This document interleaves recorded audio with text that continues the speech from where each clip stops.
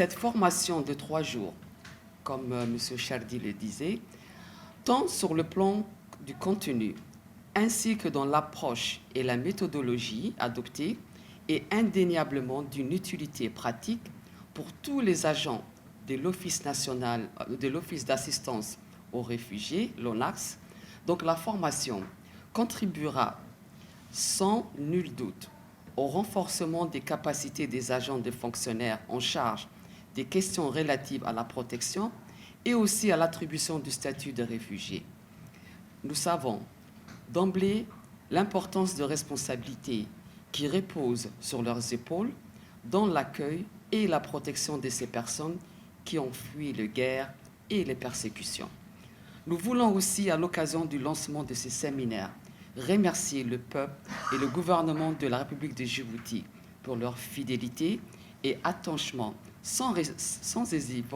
aux principes et aux droits garantissant la protection des personnes qui se sont réfugiées sur le territoire national. Pour rappel, la République de Djibouti, aux premières heures de son accession à la souveraineté nationale, avait accueilli pour toute la première fois en 1978 des milliers de personnes fuyant les guerres opposant deux pays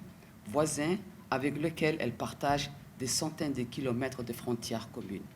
Depuis cette date, conformément aussi à ces traditions hospitalières, nous savons aussi que la République de Djibouti n'a jamais dérogé aux principes universels et internationalement reconnus dans la protection des réfugiés. Au niveau des LIGAD, permettez-moi aussi de rappeler le rôle crucial et déterminant de notre organisation à travers divers projets et programmes conçus pour répondre sur le plan humanitaire aux besoins essentiels de réfugiés, mais aussi dans une perspective de développement durable pour rechercher et formuler des politiques et des réponses structurelles